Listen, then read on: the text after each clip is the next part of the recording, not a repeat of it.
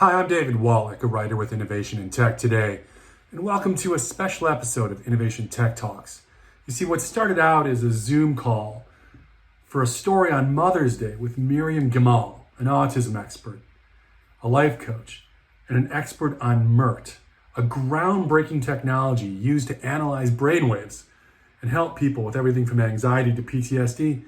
Well, it turned into much more. It turned into an amazing conversation about Miriam's journey, a company called Neuro, and a technology that is giving people with no hope new hope.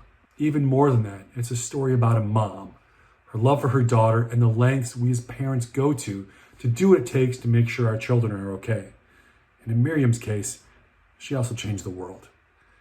So this did start out as a Zoom call. There are no fancy lights.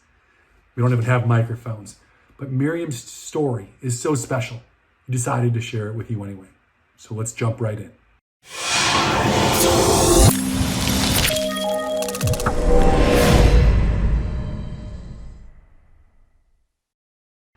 That my mom is from Panama. My father was in the U.S. Army. Okay. And but he never told me he was actually born here until I was later on in my adulthood. So I guess they're both from Panama, but I identify myself being sort of American and Panamanian. I'm both. My son was diagnosed with autism when he was 3, and he's 9 now. Really? And very much like you, my real job is I'm a TV producer. I produce movies and TV shows, and I write for this magazine as another release. And my job is to fix things, and this was the one thing you couldn't fix.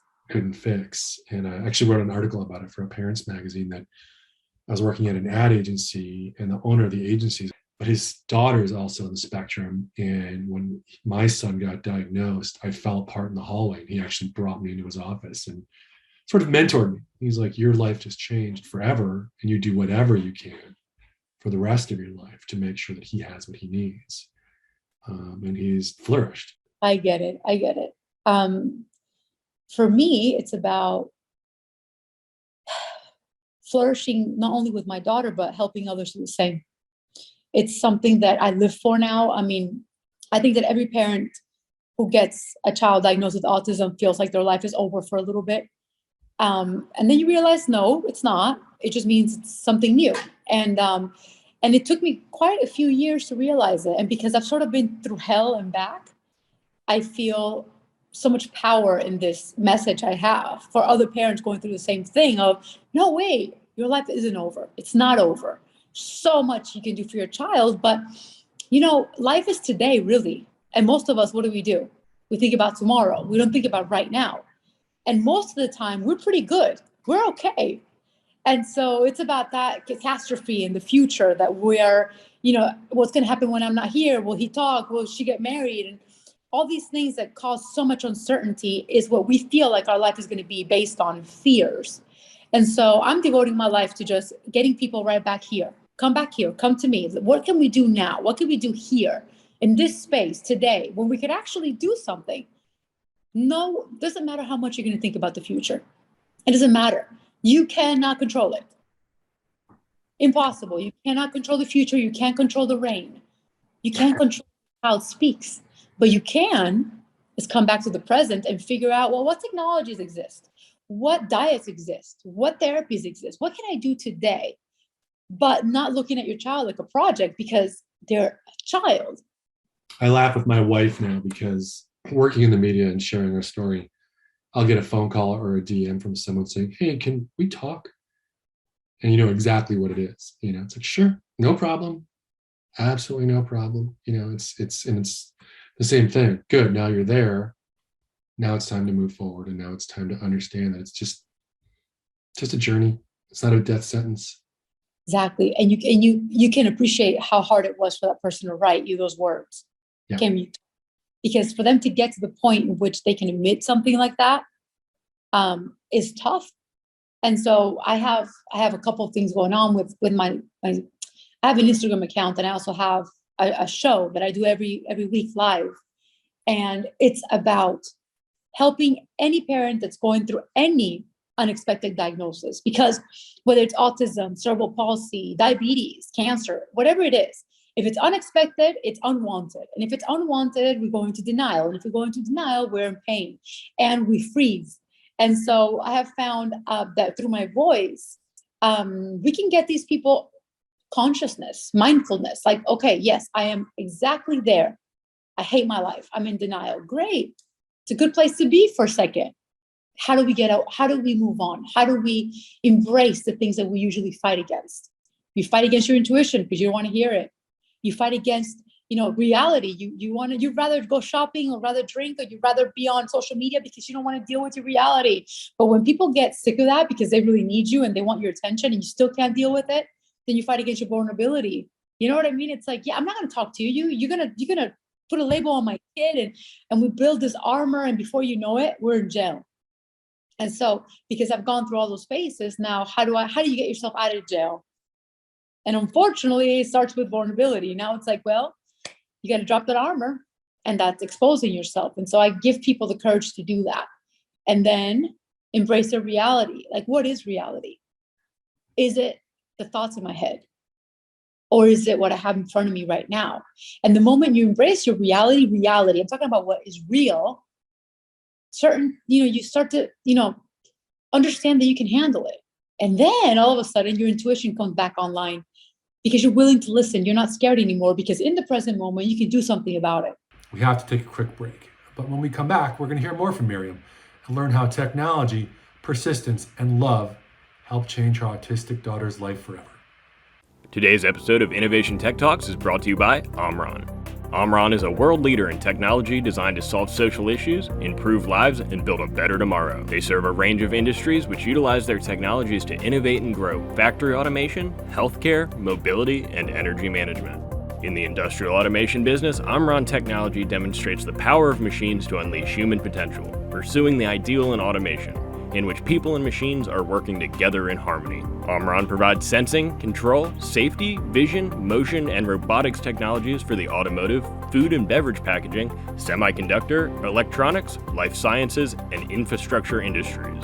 For over 80 years, Omron has helped industrial businesses maximize potential by solving problems with creativity. Learn more, go to automation.omron.com. But I want to, so my wife, I was talking to her about Wave Neuro, and she had 5 million questions. I can answer.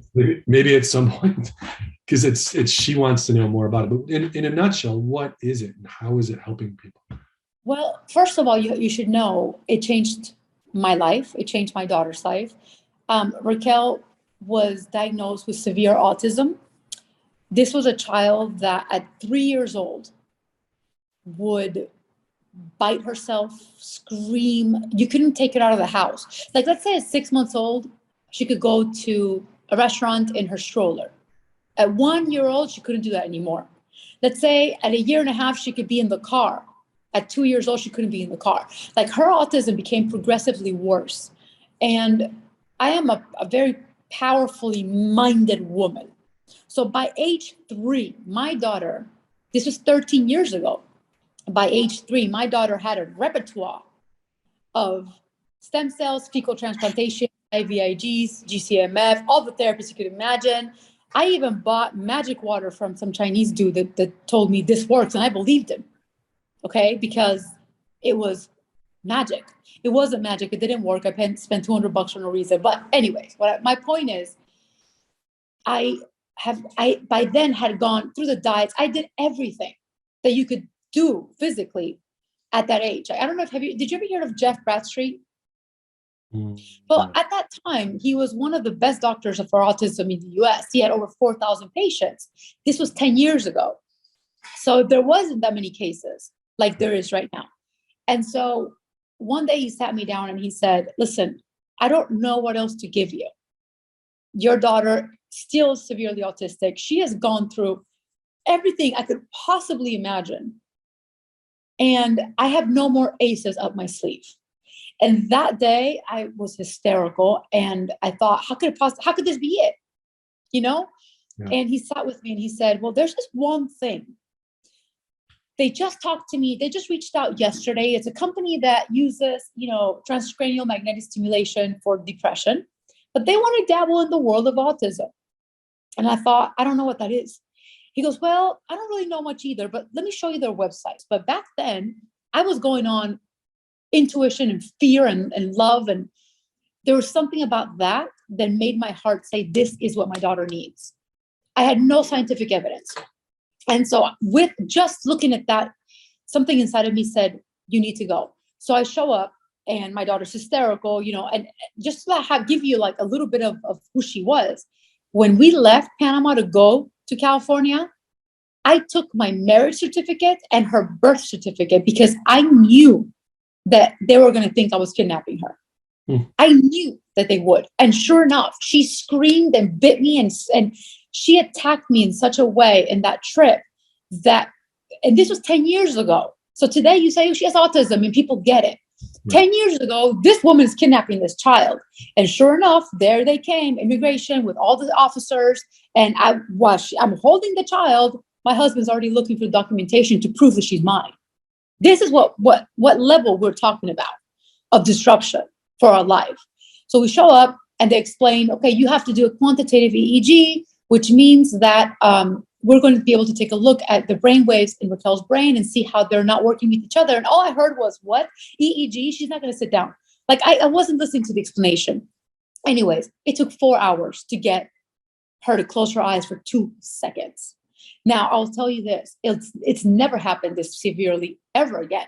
I've been with Wave Neuro for 7-8 years. My daughter was the hardest case I ever had to do.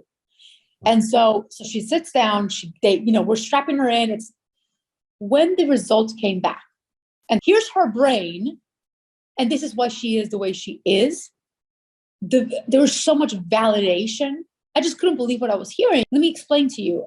Her brain, the back of the brain that's responsible for sensory information, what you can see, what you can taste, what you can hear, what you can touch, she's not aligned at all, which means that the information that she's receiving from the world is not adequate. She doesn't know what's going on. Forget about her frontal lobe, which is completely disconnected, where there's speech and there's analysis and logic and cognitive processing.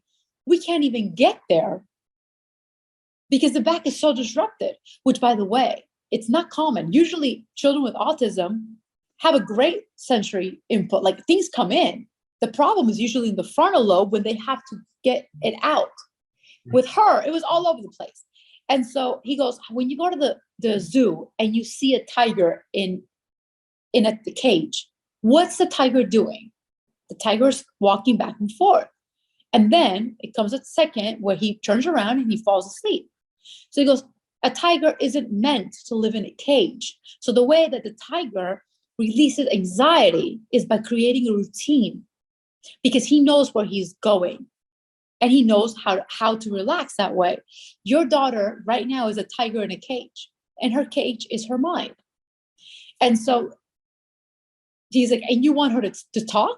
What would she say to you right now? I'm scared, is what she would say. And so we start the first day of treatment, and I was staying in Los Angeles, which with traffic is a good hour and a half away, 2 hours if you're like not lucky. And the first day was a disaster. She cried and screamed, and it was horrible. But the second day of treatment, David, the first thing that we saw was she didn't cry when we put her in the car. And we held our breath for over an hour. Like, don't breathe too hard, because what if the spell gets broken, And the thing that I noticed, I didn't even dare turn around to see her.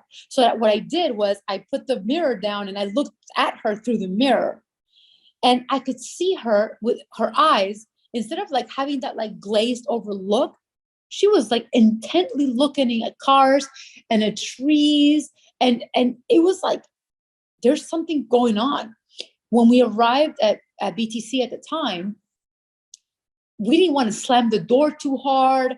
I didn't even want to get out of the car. But to our surprise, she actually got out of the car and grabbed her hand and calmly walked to the clinic. And when we got into the clinic, she ran to the room that she had done the treatment in before. She sat in the chair and she put the thing on her head. So this is the first time my daughter has ever, by then she was 4.5.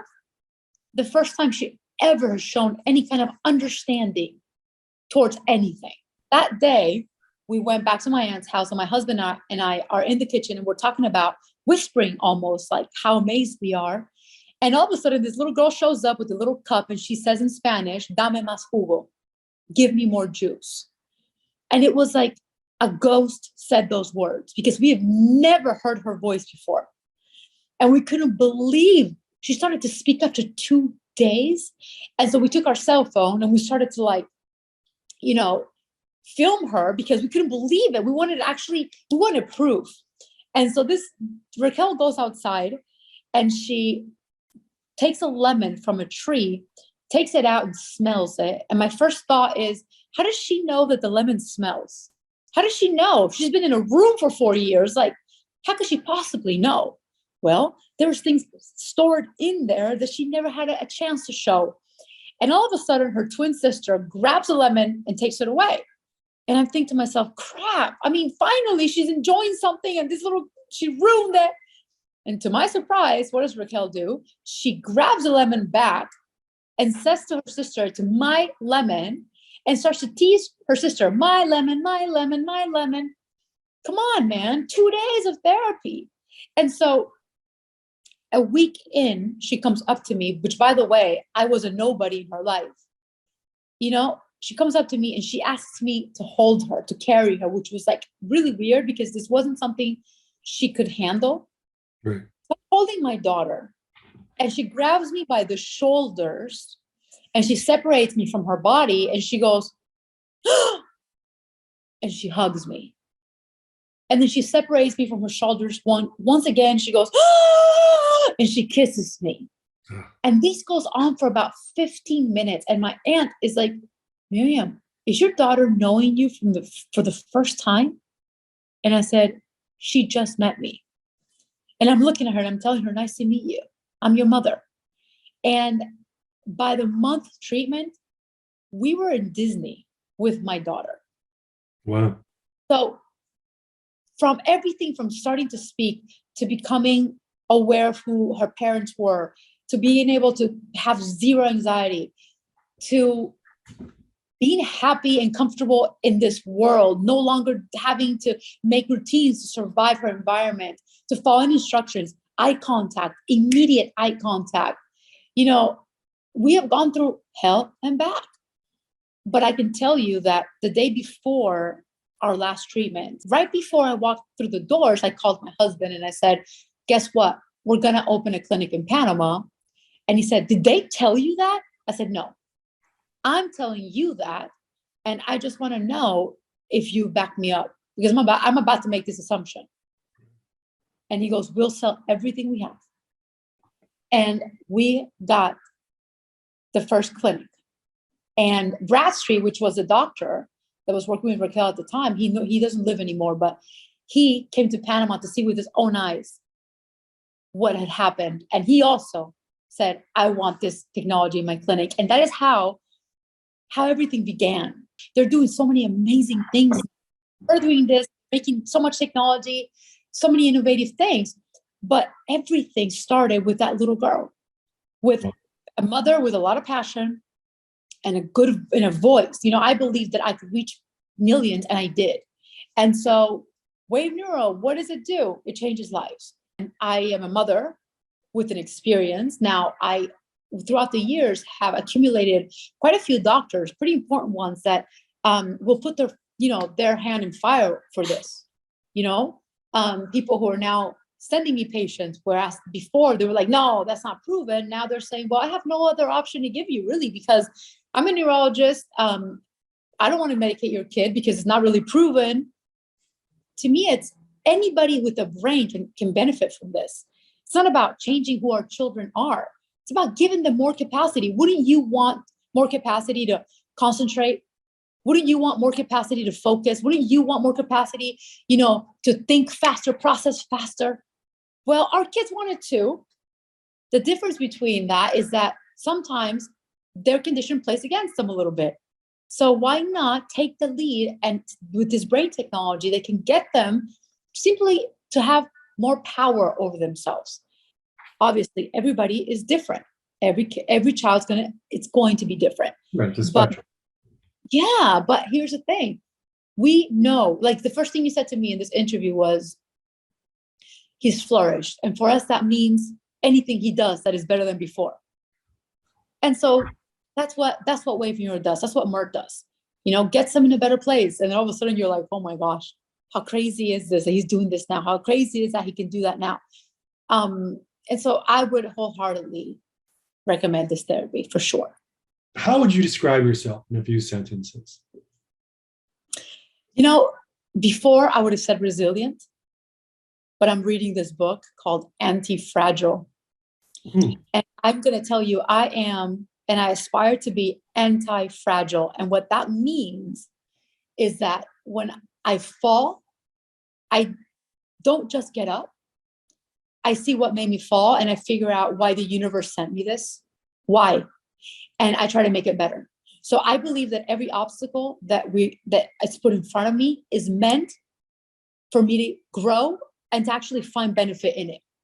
Every single one. And so I would describe myself as anti-fragile in that resilience is no longer enough for me. Falling and getting up is not enough for me. I want to fall. I'm going to fall and I'm going to welcome it, because then there's a reason why I fail. So there's a reason I can grow. And I'm going to use that lesson to my benefit. And I hope that I can give that to my children, that attitude. So beyond work, what brings you happiness as a parent? Being present. Because I think that even though it's living in the present moment sounds really cliched and easy to do, it's actually really hard to do. Put the cell phone down for a second when your kid is asking you something, or when they're telling you something about their day. Those moments that I can be present with them and I can actually become, tap into my inner child as well. Like I just throw it. Like the other day I was at the beach and there was a pool and I had a cell phone, and my daughter Raquel didn't want to get in the pool because she said that she never gets in at 2 p.m. She only gets in at 4 p.m. She's rigid in that way. And I thought to myself, screw this. I threw the phone and I grabbed her with clothes and I just threw her in the pool, and I threw myself in the pool with tennis shoes and everything. And I said, you know what? We're just going to be in the pool at 2 p.m. with clothes on, and let's just play. And what ended up happening was this really beautiful, spontaneous moment of laughter, of breaking our paradigms or rules, and owning that we could have a great moment without the rigidity, even my own. And so that is what I love. This is a crazy time. There's lots of moms who are working and trying to balance, their life and being a parent. What advice do you have to these moms who are trying to manipulate or manage this time, right? Yeah. Well, here's the thing. 99.9% of parents would agree with this statement. My child comes first. Yes or no? Oh, yeah.